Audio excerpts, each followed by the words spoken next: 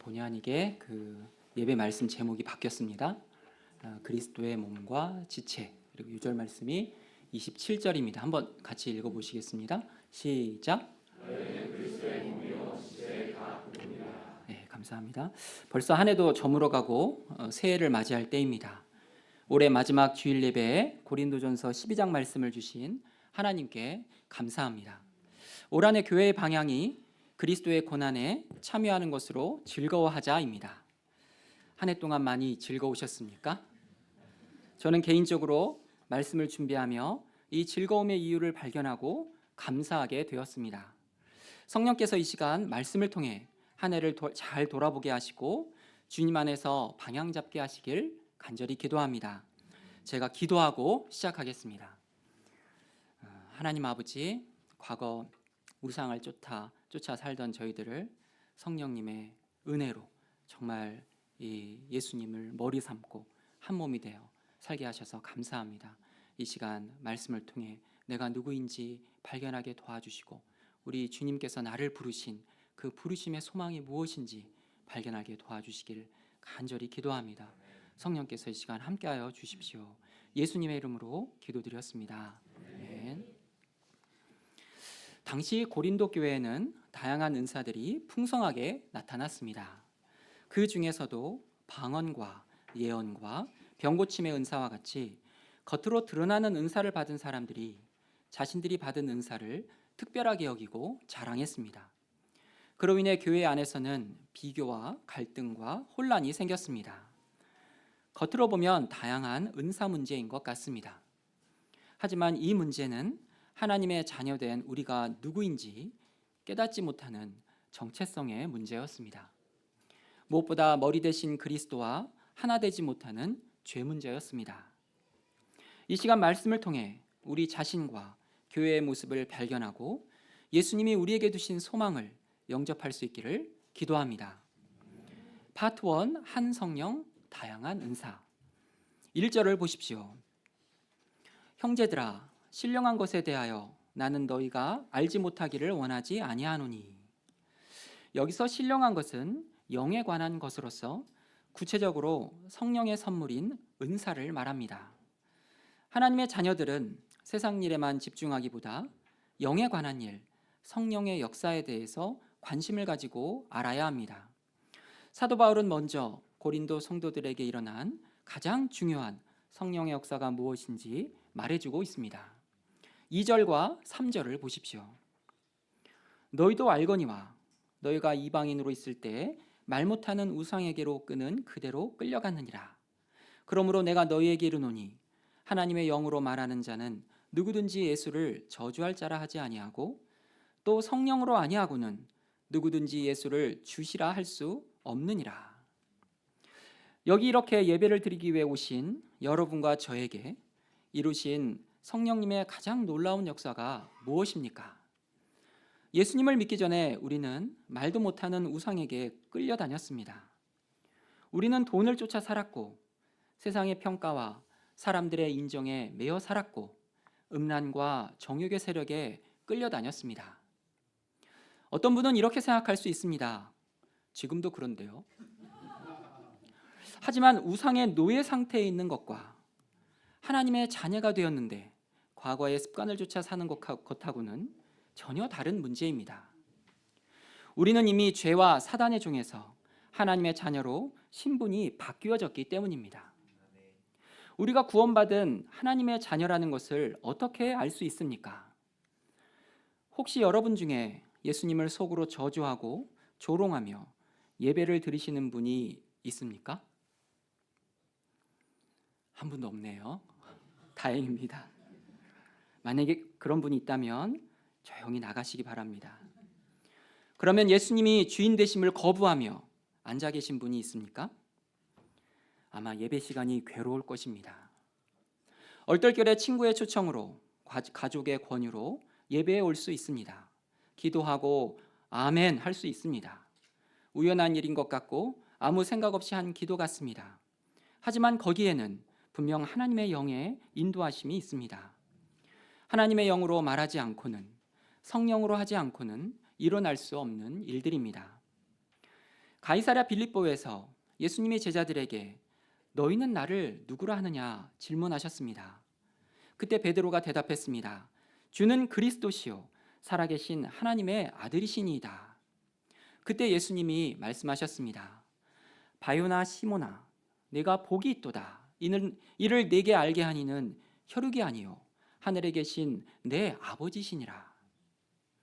오직 성령님이 일하심으로 우리가 여기에 앉아 있고 성령께서 우리 안에 거하심으로 예수님을 주로 고백할 수 있습니다. 이것이 우리 인생 가운데 일어난 가장 큰 성령의 역사입니다. 성령님의 일하심은 여기서 멈추지 않습니다. 성령께서 우리를 하나님 자녀 되게 하시고 난 후에 하시는 일이 무엇입니까? 우선 우리 4절부터 6절까지 다 같이 읽어보시겠습니다. 시작.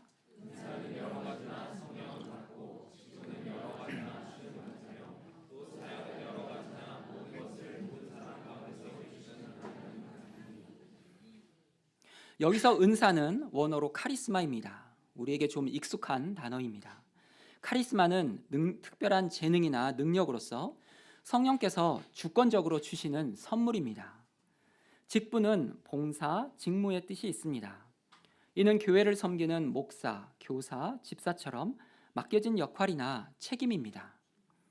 이러한 사명과 책임을 주시는 분은 주 되시는 예수님이십니다. 사역은 나에게 있는 경험과 능력으로 구체적으로 하나님의 일을 하는 것입니다. 마치 교회 개척을 잘하는 바울이 심는 일을 하고 양육하는 것을 잘하는 아볼로가 물을 주는 일을 하지만 잘하게 하시는 분은 하나님이신 것과 같습니다. 이런 사역을 시작하게 하시고 이루시는 분은 하나님이십니다. 이처럼 은사와 직분과 사역은 다르지만 그것을 주시는 분은 성부, 성자, 성령, 삼위일체의 하나님이십니다. 이 가운데 은사는 성령께서 주시는 특별한 선물입니다. 보이지 않는 성령께서 자신을 드러내어 은사로 나타내신 것입니다. 그래서 고린도 교회 내에서도 은사에 관심이 집중되었습니다. 성령의 은사를 받은 사람과 못 받은 사람이 나뉘어지고 은사를 받았어도 은사 가운데 무엇이 더 가치 있고 귀한가를 비교하며 분쟁이 일어났습니다. 하지만 바울은 성령께서 은사를 주시는 목적이 무엇이라고 말하고 있습니까? 7절을 보십시오. 각 사람에게 성령을 나타내심은 유익하게 하려 하심이라. 여기서 유익하게라는 말은 영어로 for common good입니다. 은사는 자신의 유익을 위해서가 아니라 교회 공동체의 유익을 위해서 준 것입니다. 그러므로 특별한 은사를 가졌다고 자랑하거나 비교할 수 없다는 것입니다. 자신이 받은 은사를 사용해서 교회 안에 있는 성도들을 섬기고 교회 밖에 있는 사람들을 주님께로 인도하는 데 쓰여지도록 하는 것입니다. 8절부터 10절까지 다양한 성령의 은사들이 나타나 있습니다. 성령께서 어떤 사람에게는 지혜의 말씀을 주시고 어떤 사람에게는 지식의 말씀을 주십니다. 여기서 지식은 하나님을 아는 지식을 말하고 지혜는 그 지식을 지혜롭게 상황에 적용하는 은사입니다. 우상의 제물은 아무것도 아니라는 지식을 알고 있지만 믿음이 연약한 사람 앞에서 우상의 제물을 먹지 않는 것이 지혜입니다. 믿음도 성령이 주시는 은사입니다. 믿음의 은사가 있으신 분은 불가능한 상황 속에서도 산을 옮기는 믿음으로 하나님의 뜻을 이루어 갑니다. 두려움이 없기 때문에 도전하고 개척할 수 있습니다. 정말 부러운 은사입니다.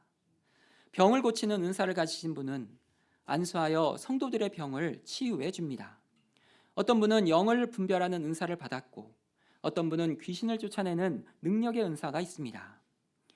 예언의 은사는 장차 일어난 일을 미리 말하는 은사입니다. 성경이 없었던 시대에 예언의 은사를 받은 사람은 사람들로부터 귀함과 존경을 받았을 것입니다. 방언의 은사를 받은 사람과 방언을 통역하는 은사를 받은 사람도 있었습니다.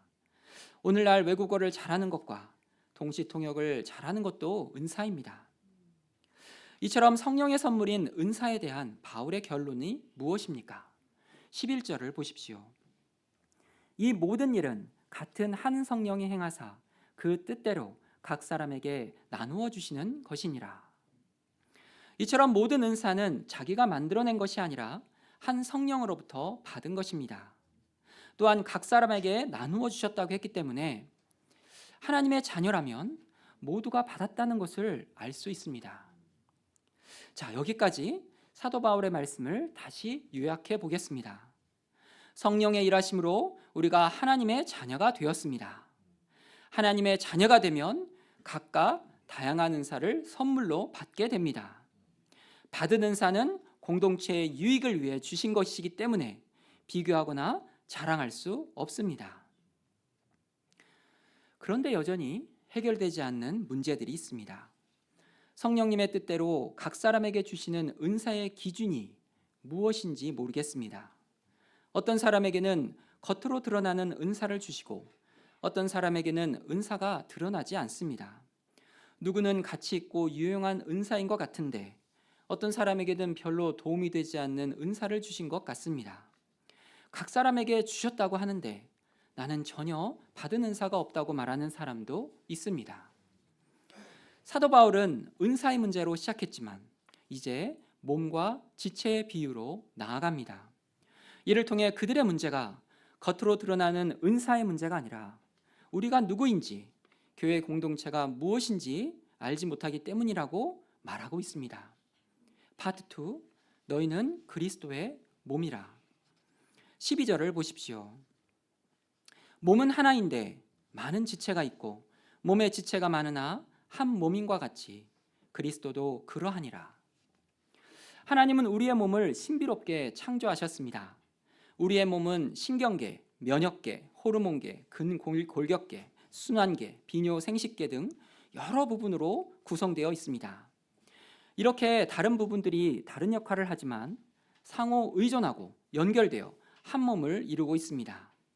몸은 하나지만 머리, 팔, 다리, 손, 발, 눈, 코, 귀와 같은 다양한 지체들이 붙어 있습니다. 그리스도와 함께한 우리들도 마찬가지입니다. 13절을 보십시오. 우리가 유대인이나 헬라인이나 종이나 자유인이나 다 한 성령으로 세례를 받아 한 몸이 되었고 또 다 한 성령을 마시게 하셨느니라. 여기서 한 성령으로 세례를 받았다는 말은 한 성령으로 거듭났고 연합되었다는 말입니다. 한 성령을 마신다는 말은 한 성령께서 우리 안에 거하신다는 의미입니다. 요한복음 7장 37절에서 39절에서 37장 7절부터 9절에서 예수님이 말씀하셨습니다. 나를 믿는 자는 성경의 이름과 같이 그 배에서 생수의 강이 흘러나오리라 하시니 이는 그를 믿는 자들이 받을 성령을 가리켜 말씀하신 것이라. 이것은 우리가 하나님의 자녀가 되었을 때 일어난 가장 큰 본질적인 변화입니다. 우리가 지금 한 성령님과 연합되었고 그 한 성령님께서 우리의 마음에 내주하신다는 사실입니다. 이 말씀은 요한복음 15장에 나오는 포도나무 비유를 생각하게 합니다. 우리는 원래 열매 맺지 못하는 들 포도나무 가지였는데 참 포도나무 대신 예수님께 접붙여져서 하나가 된 것입니다. 에베소서 4장 15절 말씀은 그는 머리니 곧 그리스도라고 하셨습니다. 우리는 예수님을 머리로 한 몸의 한 지체가 된 것입니다. 14절을 보십시오. 몸은 한 지체뿐만 아니라 여럿이니 이처럼 그리스도의 몸에는 여러 지체가 붙어 있습니다. 그런데 어떤 일이 일어나고 있습니까? 15절부터 21절에는 몸에 붙어 있는 지체들의 이야기가 나옵니다. 발이 손에게 열등감이 있습니다. 손은 반지도 끼고 화장품도 바르고 하루에 몇 번이나 씻습니다. 손으로 맛있는 것도 먹고 예쁜 선물은 발로 받지 않습니다. 손으로 받고 어떤 선물일까 기대하며 손으로 풉니다. 사람을 만나 인사할 때 손으로 악수를 하지 발로 인사하지 않습니다. 이처럼 겉으로 드러나는 대부분의 일은 손을 사용합니다. 그런데 발은 비가 오나 눈이 오나 걷고 뛰지만 씻지 않으면 냄새가 나고 말려주지 않으면 무좀이 생깁니다. 손이 글씨를 잘 못 쓰는 것인데도 개발세발 너는 글씨로 발로 쓰냐? 하며 모욕적인 말도 들어야 합니다. 귀도 눈에게 열등감이 있습니다. 사람을 처음 만날 때 상대방의 눈을 보고 말을 하지 귀를 쳐다보지 않습니다. 눈에는 화장을 하고 쌍꺼풀을 만들고 속눈썹을 붙이며 아름답게 하지만 귀에 화장하지는 않습니다. 귀에는 무거운 안경만 걸칩니다. 눈에 눈곱이 끼면 즉시 제거하지만 귀는 귓밥이 쌓이는 것도 모르다가 어느 날 귓밥 덩어리가 툭 떨어져 당황스럽습니다. 어떤 때는 100번 듣는 것보다 한 번 보는 게 낫다 하며 눈보다 무시를 당합니다. 이처럼 주목받지 못하고 드러나지 않는 지체들의 열등감이 있습니다. 반면 우월의식을 가지고 있는 지체들의 모습도 나옵니다. 21절을 보십시오. 눈이 손더러 내가 너를 쓸데가 없다 하거나 또한 머리가 발더러 내가 너를 쓸데가 없다 하지 못하리라. 여기서 쓸데가 없다는 말은 가치가 없다, 있으나 마나한 존재다 라는 말입니다. 눈이 손더러 네가 쓸데가 없다고 말합니다. 머리가 발을 보고 너는 있으나 마나한 존재다 라고 말합니다. 하지만 손이 없다면 눈곱도 못 떼고 티끌이 들어가도 뺄 수가 없습니다. 눈은 금방 더러워지고 심하면 눈이 멀게 됩니다. 머리가 발을 무시하면 어떻게 됩니까? 무시받은 발이 아무 데서나 주저앉고 넘어지면 머리는 성할 날이 없을 것입니다. 이런 모든 지체들의 열등감과 우열감의 원인이 무엇입니까? 지체들의 이야기를 듣고 있으면 지체가 머리인 것 같습니다. 지체가 머리인 것처럼 다른 지체를 판단합니다. 사실 우리의 몸에서 모든 판단은 머리가 합니다. 모든 지시도 머리가 내립니다. 머리 대신 예수님의 입장에서 보면 소중하지 않은 지체가 없습니다. 마치 우리가 자신의 몸을 바라보는 것과 같습니다. 우리 몸에서 쓸데없다거나 가치가 없다고 생각하는 지체가 있습니까? 우리 몸의 모든 부분이 다 소중합니다. 제가 한때 발톱에 별로 신경을 쓰지 않았습니다. 발톱 무좀이 걸려도 개의치 않았습니다. 아프지 않기 때문입니다. 제 머리가 발톱이라는 지체를 무시했습니다. 그러다 보니 매년 여름마다 재발하는 무좀 때문에 고생을 하였습니다. 지금은 매일 발톱을 소중히 여기며 매일 발을 드라이기로 말리고 발톱 무좀약을 바르고 있습니다. 지체가 서로를 비교하고 열등감과 우월감을 갖는 이유가 무엇입니까? 그것은 머리를 중심으로 서로가 생명으로 연결되어 있다는 사실을 깨닫지 못하기 때문입니다. 지체에게 지체인식이 없기 때문입니다. 지체인식이란 나는 그리스도를 머리로 한 몸의 일부이며 다른 지체들과 생명적으로 연결되었다는 생각입니다. 그러므로 지체는 혼자 살지 않고 혼자 아프지 않고 혼자 기뻐하지 않습니다. 지체는 서로가 몸에 연결되어 함께 사는 존재입니다. 이 지체의식을 실제 삶에 적용한 르완다의 교회들이 있습니다. 1994년 4월부터 7월까지 약 100일 동안 아프리카 르완다에서 약 100만 명이 죽었습니다. 다수인 후투족이 소수인 투치족을 학살한 사건이었습니다. 후투족은 마체테라는 벌목용 칼로 투치족을 죽였습니다. 가해자는 정규 군인이 아니라 평범한 농부, 교사, 상인, 이웃이었습니다. 피해자들은 부모, 자녀, 배우자들을 눈앞에서 잃었고 누가 죽였는지 정확히 알고 있었습니다. 이웃이 이웃을 죽였고 같은 마을의 교회 성도끼리 죽여야 하는 일이 벌어졌습니다. 학살 이후 피해자들은 이제 가해자와 같은 마을, 같은 시장에서 같은 우물물을 마시며 살아야 했습니다. 이후 르완다에서는 복수의 악순환을 막고자 마을 사람들이 모여서 진실을 말하고 책임을 묻는 가차차라는 공동체 재판이 만들어졌습니다. 이 가차차라는 말은 그 현지어로 푸른 들판이란 뜻입니다. 그래서 그 위에서 재판이 이루어졌기 때문에 이곳에서 가해자는 피해자 앞에서 자신이 무슨 일을 저질렀는지 공개해야 합니다. 공개해야 했습니다. 용서를 요청할 수는 있지만 요구할 수는 없었습니다. 피해자 앞에서 자신이 무엇을 했는지 말하고 책임을 인정했습니다. 그리고 합당한 처벌을 받고 공동체에 들어올 수 있었습니다. 이때 교회에서는 어떤 일이 벌어졌을까요? 가해자가 죄를 고백하고 회개하고 합당한 처벌을 받은 후에 피해자와 같은 예배당에 앉아야 했습니다. 어떤 교회에서는 앞줄엔 피해자, 뒷줄엔 가해자가 앉는 구조가 자연스럽게 생겼습니다. 성찬식 때에는 같은 떡을 먹을 수가 없어 예배에 빠지는 사람들도 많았습니다. 어떤 목회자들은 이렇게 말했습니다. 성찬은 신학적으로는 화해의 식탁이지만 감정적으로는 지옥의 식탁이었습니다. 이때 루안다 교회가 적용한 말씀이 고린도전서 12장입니다. 한 피해자가 말합니다. 나는 용서할 수 없었습니다. 그러나 내가 몸이라면 그는 잘린 지체가 아니라 병든 지체입니다. 몸은 아픈 지체를 버리지 않고 치료합니다. 전 세계적으로 가해자와 피해자가 같은 교회에 남아있는 경우는 거의 찾아볼 수 없습니다. 이처럼 병든 지체를 버리지 않은 르완다 교회의 현재 모습은 어떠합니까? 학살 이후 오히려 교회 출석률이 증가했고 교회가 국가적으로 화해 교육의 중심이 되었습니다. 현재도 아프리카에서 기독교 비율이 매우 높은 나라가 되었습니다. 그러나 르완다 교회의 현실은 아름다운 화해, 완전한 회복의 이야기는 아닙니다. 몸은 살아있지만 여전히 회복 중입니다. 그들은 울면서 악수를 해야 했고 이를 악물고 같은 예배당에 앉아야 했고 매주 가해자의 얼굴을 보며 기도해야 했고 용서를 느끼지 못한 채 함께하는 것을 선택해야 했기 때문입니다. 그래서 르완다 교회의 선택은 감동적인 사건이 아니라 고통스러운 훈련이었습니다.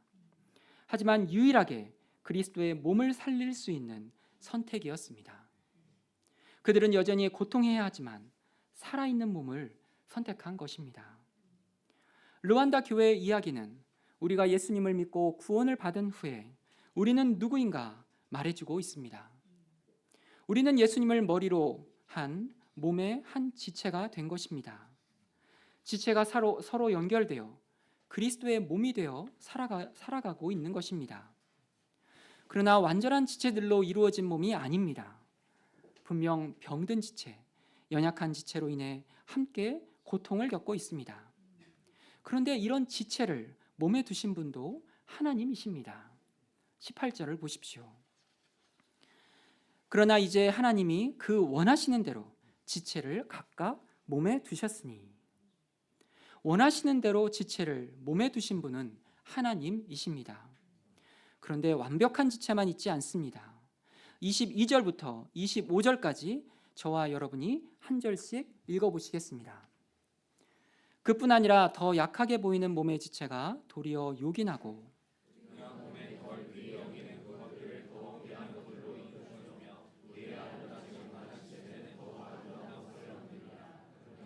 우리의 아름다운 지체는 그럴 필요가 없느니라. 오직 하나님이 몸을 고르게 하여 부족한 지체에게 귀중함을 더하사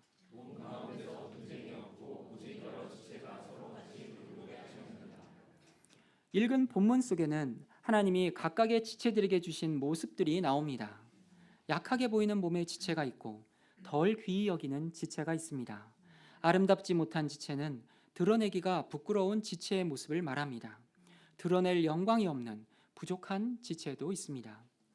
이처럼 불완전한 지체들을 몸에 붙여주신 분도 하나님이시라는 사실이 언뜻 이해가 가지 않습니다. 하지만 실제 교회에는 약한 지체, 부족한 지체들이 있습니다. 대부분 그런 지체들은 겉으로 드러나는 은사가 없어 조용히 지냅니다. 앞에 잘 나서지 않아 주목받지 못합니다. 같은 죄에 넘어지고 실패를 반복하기 잘합니다. 사회적으로 정서적으로 연약해서 함께 교제하기가 불편할 수 있습니다. 그런데 약하게 보이는 몸의 지체가 더 요긴합니다. 요긴하다는 말은 꼭 필요하고 중요하다는 말입니다. 실제로 보면 몸의 지체 중에 드러나지 않은 부분이 더 중요한 것이 사실입니다. 덜 귀한 지체는 특별한 대우로 귀하게 대접해 주라고 하십니다. 아름답지 못한 지체는 특별히 용모를 단정하게 해서 아름답게 꾸며주라고 합니다. 이미 아름다운 지체는 그럴 필요가 없습니다.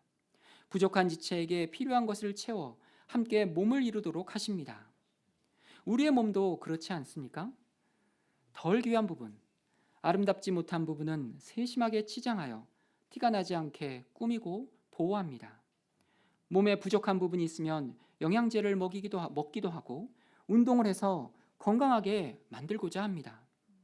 그래서 우리 몸에 나눔이 없게 하시고 몸의 여러 지체들이 서로 돌보며 살게 하셨습니다.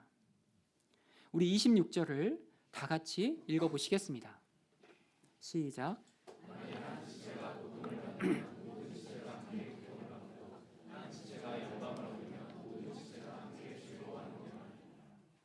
이것이 앞에서 말한 지체의식입니다. 새끼발가락이 다치면 온몸이 고통을 겪습니다. 발이 잘 달려서 경주에서 이기면 온몸이 만세를 부리며 즐거워합니다. 고통과 기쁨의 때 지체들이 함께 아파하고 함께 기뻐합니다. 이때 몸은 하나 되어 살아있는 몸이 됩니다. 예수님은 십자가를 지시기 전 제자들 앞에서 하나님께 대제사장적 기도를 하셨습니다. 요한복음 17장 21절입니다. 아버지여, 아버지께서 내 안에 내가 아버지 안에 있는 것 같이 그들도 다 하나가 되어 우리 안에 있게 하사 세상으로 아버지께서 나를 보내신 것을 믿게 하옵소서. 예수님은 십자가를 지시기 전 남겨진 제자들을 위해 기도하실 때 저들을 더 강하게 하옵소서, 연약함을 고쳐주옵소서, 능력과 성숙을 주옵소서 라고 기도하지 않으셨습니다. 그들이 하나가 되도록 기도하셨습니다. 능력과 성숙과 완전한 회복이 아니라 그들이 하나됨이, 그들의 하나됨이 삶으로 드러나기를 기도하신 것입니다. 완벽한 몸이 아니라도 예수님을 의지하여 살아가는 살아있는 지체가 되기를 바라신 것이었습니다. 제자들이 이렇게 하나가 될 때 비로소 세상이 예수님을 믿게 된다고 하셨습니다. 교회는 항상 연약하고 부족한 지체가 있습니다. 교회는 완전함을 목표로 나아가지 않습니다. 어떻게 아픔에 반응하는가가 중요합니다. 아직 아프고 여전히 긴장하고 함께 고통한다면 교회는 살아 있습니다. 온전히 회복되지 못할 수도 있습니다. 그러나 예수님은 완전한 치유와 회복이 아니라 하나됨을 위해 기도하셨습니다. 우리가 함께 아파하고 고통하고 집중할 때 몸은 살아있는 것이요 하나된 것입니다. 앞에서 본 르완다 교회의 선택은 몸을 살리기 위해 병든 지체와 함께하기로 한 것이었습니다. 온전한 회복이 아니라 그리스도를 머리로 하여 살아있는 것이 목적이었습니다. 우리가 성장하는 교회, 완벽한 교회가 아니라 하나된 교회, 살아있는 교회가 될 수 있기를 기도합니다. 그리하여 세상 사람들이 우리 교회의 성장과 업적으로 예수님을 보는 것이 아니라 우리의 하나됨으로 예수님이 드러날 수 있기를 간절히 기도합니다. 28절부터 30절을 보십시오. 이제 사도 바울의 몸과 지체의 비유를 통해 예수님 안에 있는 우리가 누구인가 분명해지고 은사의 의미와 목적이 바로 서게 되었습니다. 그것은 개인의 가치와 우월성을 증명하기 위한 것이 아니라 그리스도의 몸을 살리기 위해 있는 것이었습니다. 은사의 원래 자리가 찾아졌을 때 바울은 28절부터 31절까지 다시 은사와 직분의 이야기로 돌아옵니다. 이제는 일부러 고린도 교회에서 귀하게 여기는 병고침이나 방언의 은사는 저 뒤로 하고 그리스도의 몸을 세우기 위해 필요했던 은사들을 먼저 말하고 있습니다. 그리스도의 몸된 교회가 세워지기 위해서는 먼저 사도와 선지자, 교사가 필요했습니다. 다음은 능력과 병고침과 서로 돕는 것과 방언의 은사가 필요했습니다. 은사의 서열이 아니라 교회를 세우는 질서를 보여주는 것입니다. 그렇다고 다 사도가 될 수 없고 선지자가 될 수 없습니다. 한 지체가 중요하다고 그 지체가 몸 전체가 될 수는 없습니다. 31절을 보십시오. 사도 바울은 더욱 큰 은사를 사모하라고 합니다. 또 다른 은사가 추가된 것이 아닙니다. 앞으로 고린도전서 13장에 나올 사랑에 대한 예고편입니다. 사랑은 몸을 세우기 위해 모든 은사를 모아주는 끈의 역할을 하기 때문입니다. 저는 올해 12월 30일부로 지난 27년 동안 다닌 회사를 그만두게 되었습니다. 멀쩡한 회사를 그만두는 것이 아니라 다니던 회사가 청산이 되기 때문입니다. 하지만 내년 1월 2일부터 새로운 직장에 들어가게 되었습니다. 이 나이에 새로운 직장에 들어갈 수 있다는 것은 하나님의 은혜입니다. 하지만 저는 망한 회사에 꼬리표를 달고 한참 늦은 나이에 새로운 직장 생활을 시작하게 되었습니다. 마치 지난 IMF 시절 청년 실업자 생활을 하던 때가 되풀이되는 것 같았습니다. 저는 회사가 망하고 퇴직하는 것을 알리고 싶지 않았습니다. 제 마음 한구석에는 나는 왜 세상에서 잘 나가지 못했을까 하는 생각이 있었습니다. 세상에서의 능력과 자랑에 대한 갈망이 있었습니다. 말씀을 준비하며 하나님이 나를 부르신 소망을 영접하게 되었습니다. 그것은 은사로 비교하고 자랑하는 것이 아니라 하나 되는 것이었습니다. 예수님을 머리로 삼고 예수님의 지체와 하나 되는 것이었습니다. 생각해보니 지난 한 곳에서의 오랜 직장 생활을 하면서 열심히 예수님의 몸된 지체들과 함께하는 삶을 살아왔다는 것을 깨닫게 되었습니다. 세상에서 잘 나가는 회사에 있었다면 교회에서 하나님이 주신 은사와 직분과 사역 가운데 함께할 수 없었을 것입니다. 제가 새로운 직장 생활 속에서도 성령께서 하나 되게 하신 것을 힘써 지켜나갈 수 있기를 기도합니다. 결론입니다. 결국 은사로 인한 분열과 혼란의 문제는 우리가 그리스도를 머리로 한 몸에 붙은 지체임을 영접할 때 해결될 수 있습니다. 올 한해 그리스도의 고난에 참여함으로 즐거워할 수 있었던 이유가 무엇입니까? 그것은 우리가 아픔과 슬픔 가운데 머리 대신 예수님을 찾고 의지했기 때문입니다. 그래서 여러 지체들과 하나 되어 살아있기 때문입니다. 이를 통해 예수님이 드러났기 때문입니다. 우리가 새해에도 예수님 안에서 이 하나됨을 함께 지킬 수 있기를 간절히 기도합니다. 제가 잠시 기도하고 마치겠습니다. 감사하신 하나님 아버지, 우리를 세상에서 정말 고아와 같이 정말 혼자 살다 망할 저희 인생들을 참 성령의 인도하심으로 구원하시고 참 하나님 자녀 되게 하시고 이제 예수 그리스도를 머리 삼은 정말 한 몸이 되게 하셔서 참으로 감사합니다. 주님, 저희들이 이제 하나 되게 힘쓰게 도와주십시오. 이 하나됨에 생명이 있고 온전한 회복이 있음을 고백합니다. 저희들이 올 한해 주님께서 저희와 함께 하신 것처럼 참 새로 맞는 이 한 해에도 주님과 하나 되고 같은 지체와 하나 되는 삶 살 수 있도록 도와주시길 간절히 기도합니다. 감사하며 예수님의 이름으로 기도드렸습니다.